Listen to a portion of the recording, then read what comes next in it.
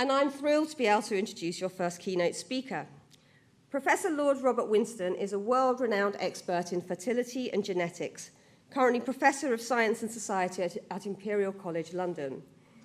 He has over 300 scientific publications to his name and 23 honorary doctorates.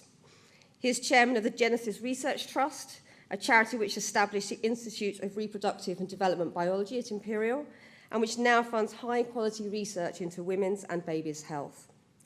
He is an active peer in the House of Lords, Vice President of the Royal College of Music, and Chancellor at Sheffield Hallam University.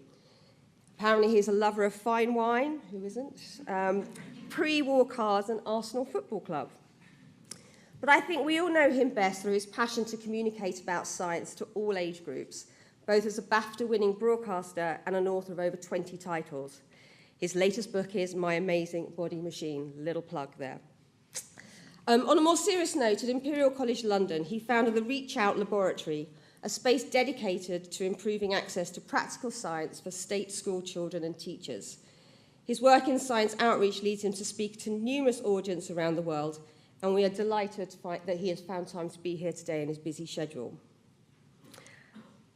Personally, I am particularly impressed with his performances on The Late Show with James Corden, and even more excited about the fact that he appeared in The Archers.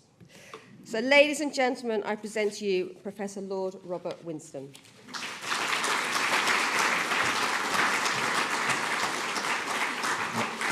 Many years ago, I went for a job at a university other than the one I'm now sitting in, and I filled out my long CV, and then showed it to my then very frightening professor, John McClure Brown, who I sat in his office while he read it through with his pencil, grunting over his half-moon glasses. Finally, after 15 minutes of this charade, he said, "Well, Winston, when I look at my CV, I don't recognise myself either." And that was, might have been a better introduction, really. I'm going to flash through a whole ideas. I'm not sure how far we're going to get through. I want to say that I don't want to talk too much about the outreach activity that I'm involved with, except just to introduce it as Annalisa Alexander, who's my colleague and who actually runs the outreach at Imperial College, is here and will be talking to you this afternoon. I will touch briefly on the Reach Out Lab, but more importantly, probably, the intellectual thinking behind that kind of activity. And I want to just start very briefly with this photograph, because this brain is the brain of somebody who's a good deal more intelligent than I am, my middle son, who's been chopped up into little pieces on the scanner. And one of the things that Joel discovered in a rather nice piece of work at it's a very minor university in Bloomsbury called University College. Basically, he was interested in that area of the brain, which is the amygdala. And it turns out, and it's quite relevant to learning and teaching, that really the extraordinary thing is that when you're standing in front of somebody, even a child, they recognize whether they trust you immediately. And that's something which doesn't go away. And it's a matter of a few tenths of a second at most, 40 milliseconds or less. So something very, very extraordinary about the human brain. MRI has been the most important tool, but actually all these tools add a bit to our understanding of learning. The truth is that neuroscience has not done much of a job in really helping us to understand, but clearly things are coming on side now, like, for example, magnetometry. It's amazing to think that each of your neurons is connected up, passing an electrical signal. Around that electric wire, of course, is a magnetic field. So you two, if you put your heads together, they won't actually stick or repel each other because the magnetic field is so trivial. But nonetheless, we can measure it. So, for example, we can look at the magnetic field like this in a magnetometer, and we can give somebody a puzzle, and you can see the frontal cortex lighting up, going pretty red when the puzzle gets more and more difficult. And you can actually measure this increasingly now. So, in fact, that's something that they're doing at the Institute of Neurology. This is a slide I showed yesterday at a meeting at Imperial College. And I want to show it to you because, to me, it's a very moving picture. This is in the middle of nowhere, on the border between Uganda and Kenya. And I don't even remember really what I was doing there. But every single child in that photograph that you're looking at is an orphan, and every single child in that photograph is dead. Basically, their parents died of HIV, and what I think is extraordinary is how amazing that was in my learning experience. So, for example, that little girl on my knee here died of tuberculosis within the 2 weeks of the photograph, and this little boy with a very fat face has got frank AIDS. That's why his face is enlarged like that. And moreover, these children know where they're going, because in the background, up at the top there, you can see the graveyard with all the little crosses as their comrades have died. I spent a day there face painting and blowing up balloons and so on. And the thing that struck me amazingly was that here was I, the only white face probably they'd ever seen. Some of them didn't speak English. I was able to pick them up, talk to them, play with them, interface with them. They were calm. They showed no sign of neuroticism. I was told that they never had nightmares at night, that they slept well. They certainly ate well. They played together extremely harmoniously. And sometimes when there was a question about which person to have the toy first, it would be resolved without massive tears or arguments. They were extraordinarily well adjusted. And the message, of course, is clear.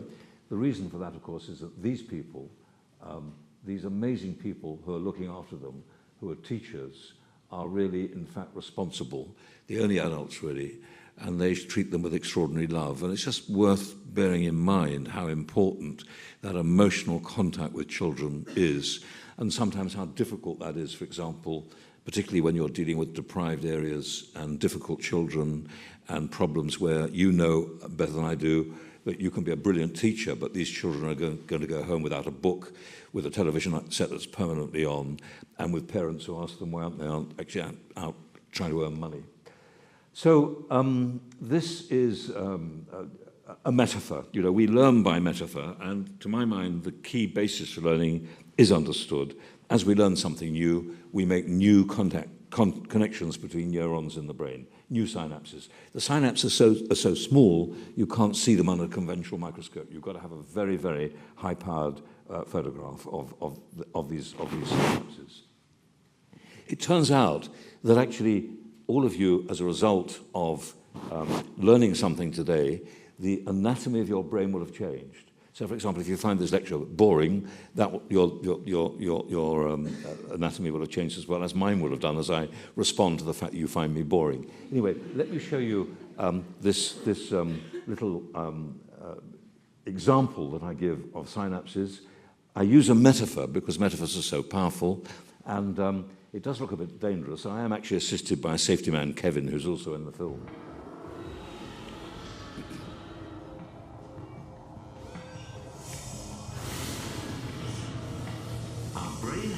An astonishing 100 billion neurons, or brain cells, all connected together.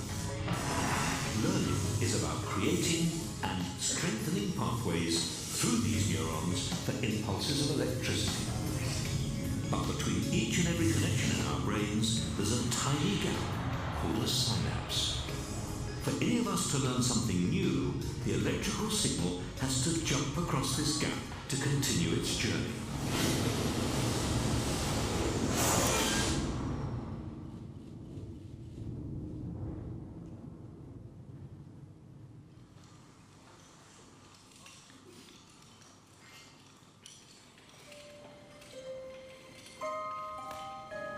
The gap between the two brain cells is tiny, but that doesn't mean that it's straightforward for a signal to get from one side to the other.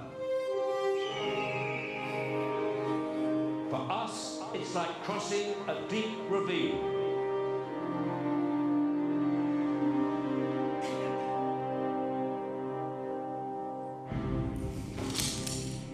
I'm going to try to get from one side to the other, and how I do it should tell me something about the way we learn.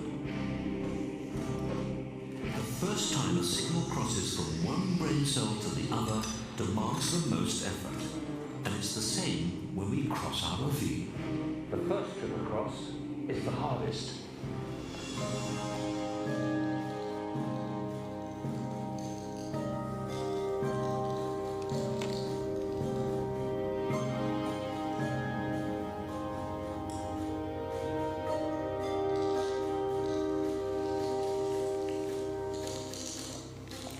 across the ravine once, the journeys across get easier and easier. And a similar thing happens when we learn something.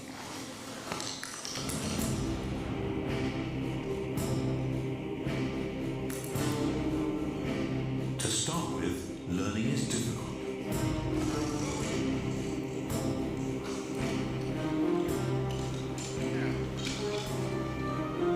But as the signal crosses the gap between the brain cells again and again, we establish a more solid pathway.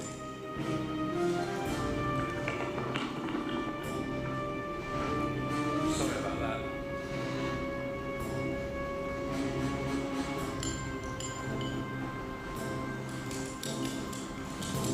By the time we've made the crossing over and over again, it becomes effortless. We can do it whenever we like.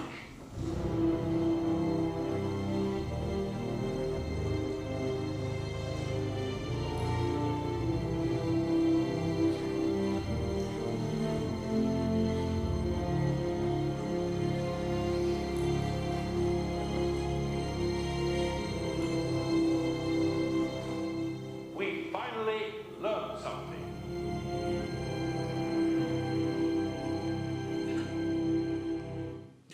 So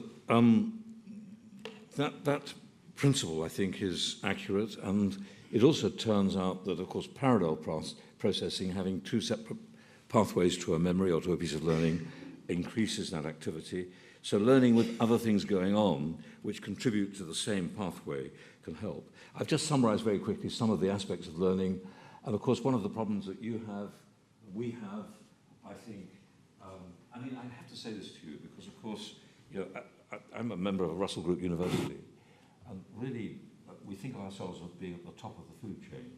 We're at the bottom of the food chain. You people are far more important than we are, because what we do is relatively easy by comparison. And so you are people for whom we have a great deal of respect, which is why, of course, that whole outreach program at Imperial got started. And of course, one of the things that is so difficult, really, is this last issue. And sadly, because we're so constricted by the curriculum and other things that go on in schools, that's a big problem for us. Just to make you very clear that learning isn't quite as easy as neuroscience will show. Here's a completely inexplicable phenomenon from a single-celled animal, which is a slime mold. It's going to find its way through a maze. And this is a time-lapse photography. And it happens that this slime mold likes Quaker oats. So it can be fed Quaker oats, which is a way of getting it to go through the maze. What it does is to find a pathway, and then it establishes that pathway with these tendrils that you'll see, and it gets rid of all other redundant bits of itself so that it becomes quite efficient. Extraordinarily, it has memory too. So, for example, if you blow cold air over this very basic organism, it doesn't propagate, it doesn't move. There's the Quaker oats. Japanese Quaker oats are preferred, by the way. And it continues to propagate, but if you blow cold air, that propagation that you see now stops. Extraordinary, if you blow cold air at 10 o'clock in the morning on a Tuesday and then again on a Wednesday, when it comes to the Thursday, it stops moving at 10 o'clock. It doesn't need the cold air anymore. It has memory. Single-celled animal. Here you can see the pathway developing, and it will find, hopefully, the shortest way through the maze. There are several ways through that maze, of course, but extraordinarily, it's clever enough to find the shortest way, and so a computer can now predict that path, and you can see how it compares with the computer. So here are the little pathways of this single-celled animal as they gradually disappear. There's the pathway it's chosen, and this is what the computer predicts would be the best pathway. How about that? We have no idea how it works. Well, there are a few ideas, but nobody really knows. Here's an equivalent Japanese experiment from Tokyo. I mean, this is completely useless for you this morning, but it is entertaining. It's propagating from this piece of Quaker oats in the center. The Japanese put various bits of stuff around it, and it finds a route, the best route to each particle that it might want to eat later on, and then it just gets rid of the rest of itself. Now, extraordinarily, it took 80 years to build the Tokyo subway. This is a map of the underground system in Tokyo, which is done in about 12 hours, of course, with the Quaker Oats help. But isn't that extraordinary? Amazing. So, that clearly isn't hardwired. It has to be learned, so it can't just be synapses. But, of course, a lot of our learning is instinctual. So one of the things that always strikes me is that, for example, this photograph of me eating my favourite meal, egg and chips. By the way, the egg is actually plastic, and so are the chips. But the salt is real. And the reason for showing you that is basically because, sorry, my computer has crashed, which is just wonderful, isn't it? Where are we? We're going to have to go back to, this is really tedious, sorry. Here we are. We're going to have to, I think, go back a slide or two, but we'll get there eventually. So basically, we come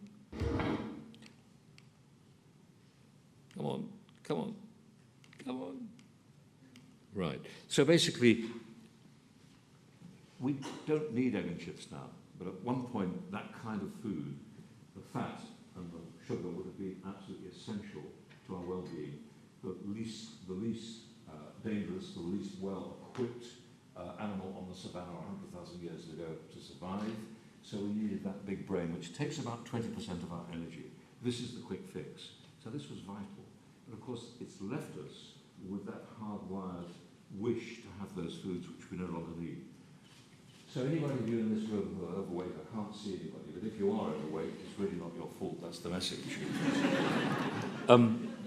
The other thing that I'm really very concerned about, and this is not to fair to badmouth Roger Plowman at King's College, but there are so many of my colleagues who are absolutely hooked on studying genetics in terms of twin studies, for example.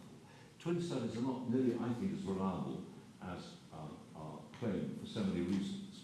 And the consequences of being so hooked on genetics in our society means, for example, we have a Prime Minister who thinks actually the best thing to do is, of course, to have all the clever children going to grammar schools and the others staying where they are.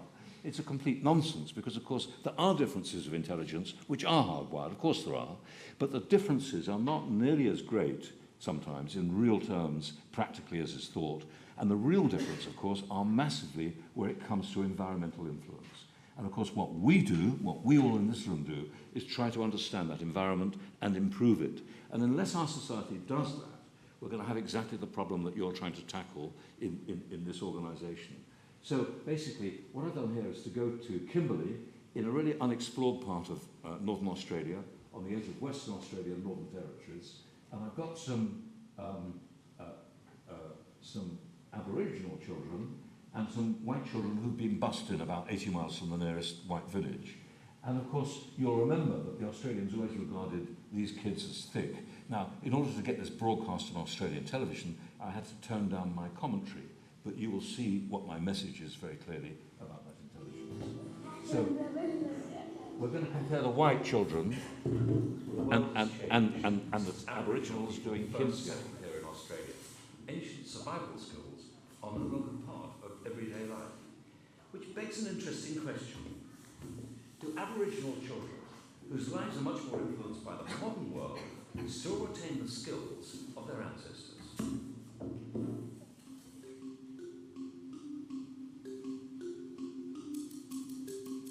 To try to find out, we set some of the pupils from the local school a challenge. 16 objects were placed on a board. The children were given just 30 seconds to memorize their position.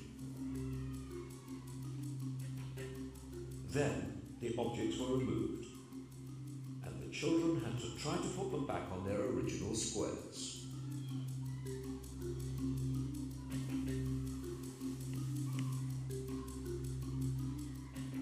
After a brief pause, 9-year-old Amy got started.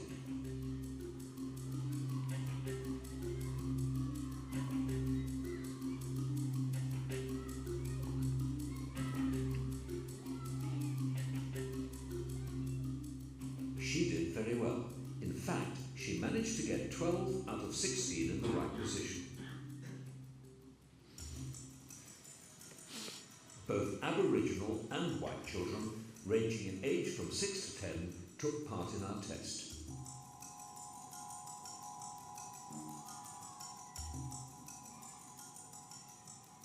All did well, but on average, the Aboriginal children did indeed score higher. The most impressive child was an Aboriginal girl called Oka. At just 6 years old, she was the youngest child to take part in the test. You can put them all back on where they were. Okay.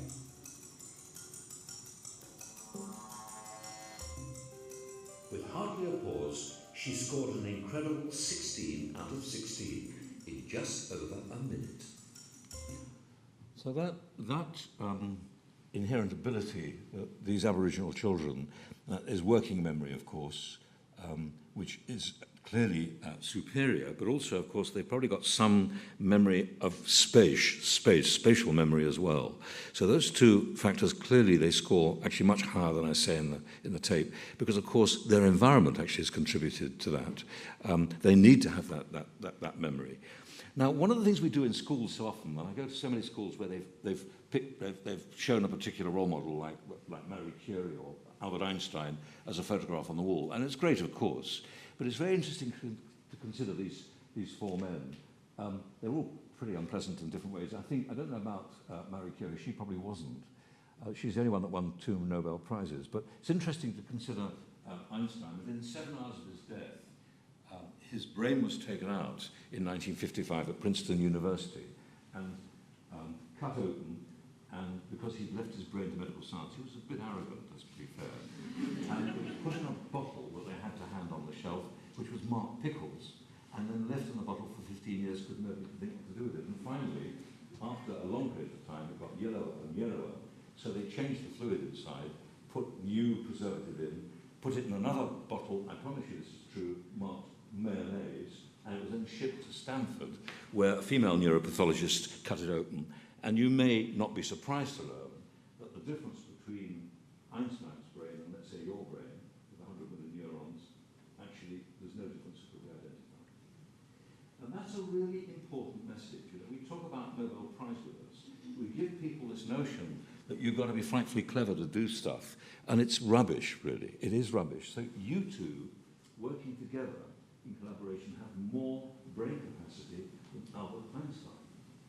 That collaboration is actually what we should be talking about and presenting and promoting in our educational system. Because, of course, that really is the chance of success now. Nowadays, very few of us ever really do anything on our own. Certainly, in my case, I would be regarded as probably the least able scientific laboratory leader. You know, in my group, certainly, I'd be the least able scientist. But I'd be there for other reasons, possibly. But getting people to work together has made that laboratory successful. So my contribution may be very small, but collectively, of course, we can make a very big contribution.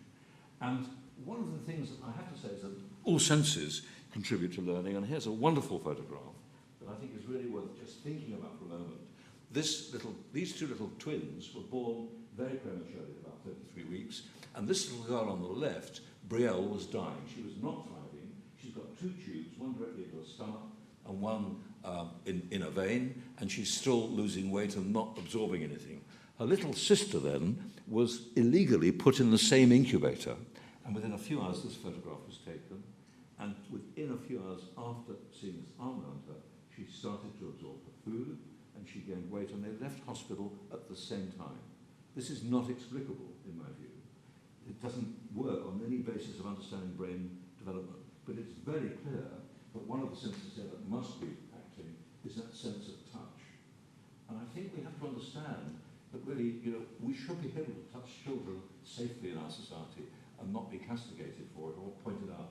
I remember a child walking down my own street some time ago who was about 3 and absolutely terrified and crying, and she was on her own, and I had to pause to think, do I pick her up? Which is nonsense, of course. And of course, as soon as I picked her up and put her face close to mine and chatted to her after the first thing, she didn't know me, but she calmed down. And then, of course, round the corner, her mother appeared, and then I had this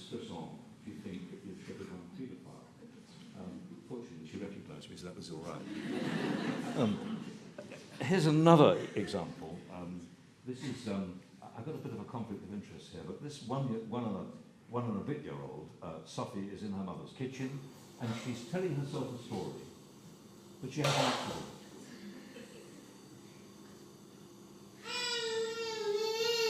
What she does is really, I think, instructive.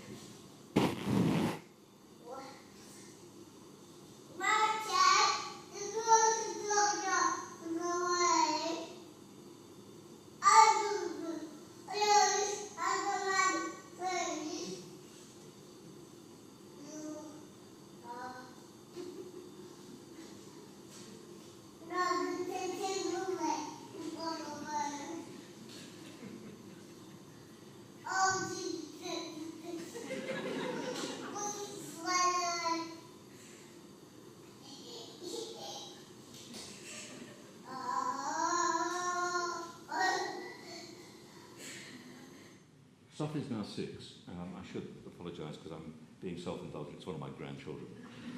But basically, when I showed this photograph some time ago to a group of teachers, I heard them whispering in the front room, how does he dare show that filthy kitchen to the audience? I think it's rather good parenting on behalf of my daughter, who is her mother. But interestingly, you can see immediately so many things which are important to us as teachers. One, of course, is she's imitating what she sees. Secondly, we all know what the most important piece of technology certainly is in that household. She's also telling a story. Of course, she's learning my stories, which is actually how children do learn so effectively, and they tell themselves stories. And there are a whole range of issues here about the stream of consciousness that children have and how that can be developed and acted with on. So I'm going to miss this video because I think probably, well, oh, I'll show you. So this is an experiment I did in Cambridge years and years ago with a stickleback. And it's not fake, it's true. But they do. Much of what they need to know, like these red worms, are delicious. They don't just know, they have to learn.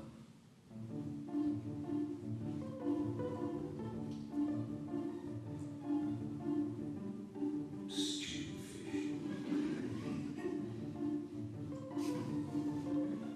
Start.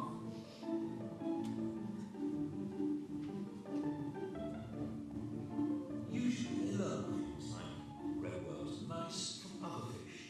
But look what happens when a lone fish gets to watch the Fish Food programme on telly.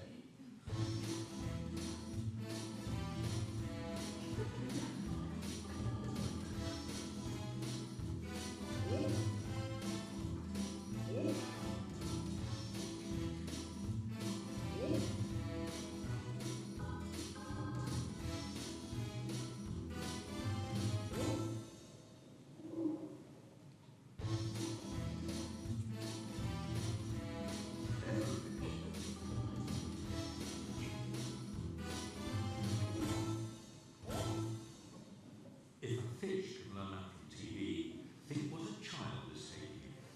Well, we won't go down that route too much, but there's no time. This is a wonderful experiment which I just love because I want to get on briefly to teenagers.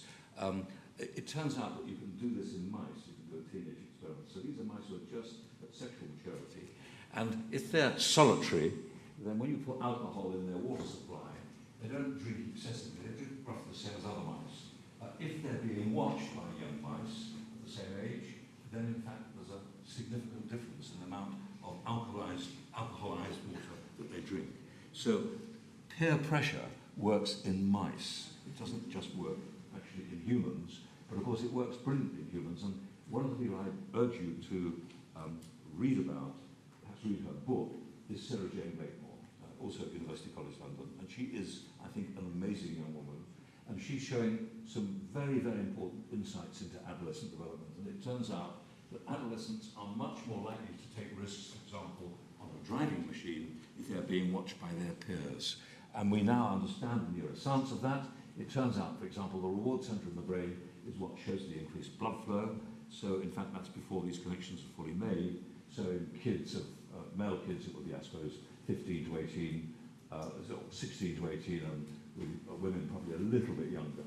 but certainly it works with both sexes, and I can claim absolutely no credit for this. Sarah Jane Blakemore is a brilliant scientist. Exercise is quite important, by the way, and you know, schools of course do various amount of exercise, but here we can actually prove this very clearly in the mouse. So you can see, for example, a treadmill is put in the cages of the mice with the red line, but not in the blue line, left there for a short time, just for a day, but in fact the effect of the exercise lasts for several days. The mice that have been exercising 7 days earlier can still remember and find a platform underwater to rest while they're swimming. And you can see this actually happening. This white mouse has not taken exercise, and so she misses the platform. This black mouse goes to the first platform and sits on it. And so that is really quite, I think, compelling. And we can do a brain biopsy, and you can show that these mice, as a result of exercise, have got new neurons growing in their brain. I don't know if there are any volunteers in the audience. We could take a needle biopsy of the full brain and just check to see whether or not exercise has any effect on you. I want to briefly deal with this, and I'm going to stop. To my mind, there are so many ways we can look at learning. Let's forget about sleep. But let's look at this. It's very clear that I don't think there are all sorts of experiences that children are getting as a result of government cuts, one of which, to my mind, is music. Music can be phenomenally useful in 100 different ways of learning. There are now 37 different publications I could show you the meta-analysis, which show that long-term memory, short-term memory, working memory, spatial memory are all improved by learning music. And that's in children and in adults. So the overall, inevitable evidence that cognitive ability is improving. Here I'm going to show you Glenn Gould, because I think it gives you a clue to what's happening. Glenn Gould is playing, of course, a Bach Partita No. 4. He never played in public after the age of 20. He hated humans, and he's a solitary individual, and he sings out of tune while he's playing. He's an absolute menace to the recording engineers. And you can probably hear him singing out of tune. He's got perfect pitch, but that doesn't matter.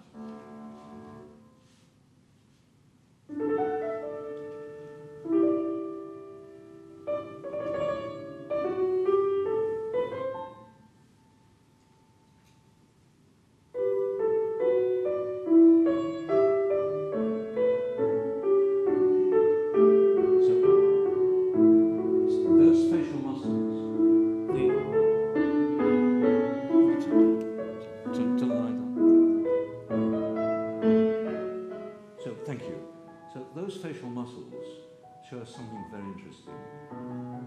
The processing of the music he's playing is also accompanied with processing in the language center of the brain. Broca's area is right next door. And this is clearly the reason it must be why, of course, literacy and linguistic skills are improved in so many children and adults with exposure to music, but we're not exposing them. Just one example.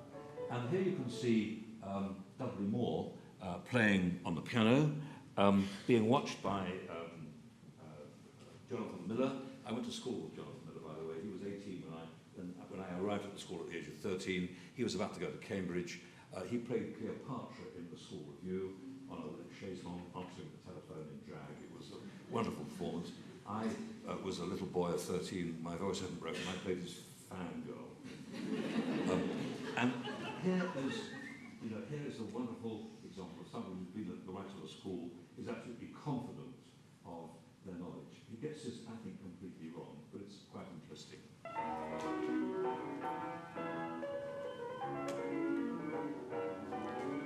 We probably need to put the volume up again now. Sorry.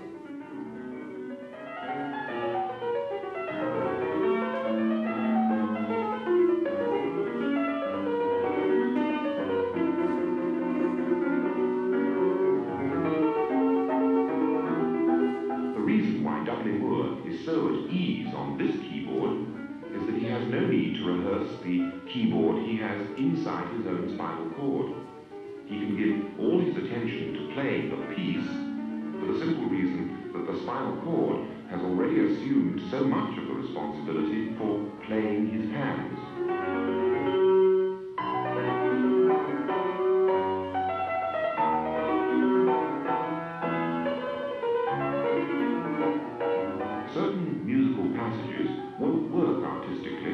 unless they're played at the right speed. And this speed may be so fast that there simply isn't time to think about the movements one by one. By practicing them over and over again, they become automatic, so that the whole package is fired off in one go. They have to become second nature. But if anything in a rehearsed or memorized piece is changed, then problems can begin.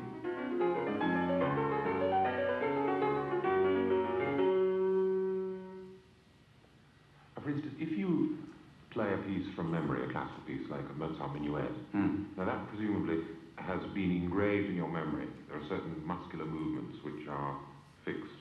Yes. Well, now, if you could play a little piece of that. Right.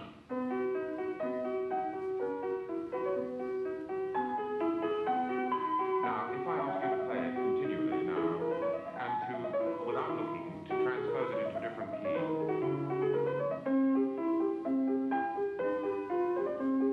Swine.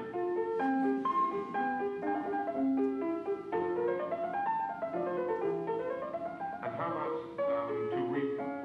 yeah. Now, the thing is that presumably there's a totally new composition of hand movements, Yes. which is there, which you weren't familiar with because I hadn't warned you beforehand that you were Right. going to do it.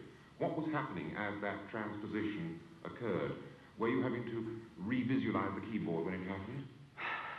Or revisualize your hand movements? Or did you simply reconceive the harmony as such? I don't know. I don't know. I took the money. Kill me.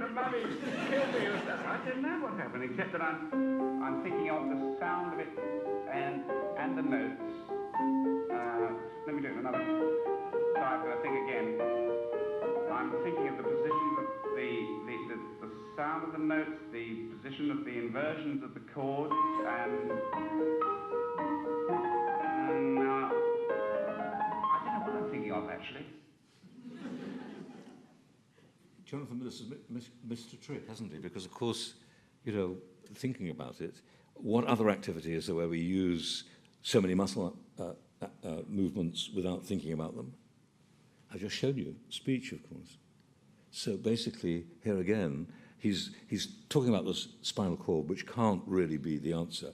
Particularly, of course, as speech is not using the cranial nerves, it's not using the spinal nerves, it goes straight to the cranial nerves, and I think his music processing is the same process. I'm going to show you one last example of music. This is little Romy. She is a severely autistic child of 14 when I took the film. She does not speak, and she was very difficult to manage before she met Adam Ockerford, that wonderful pianist, teacher, piano teacher, music teacher at Roehampton University. So here you can see her picking up a tune, having not heard it before that morning.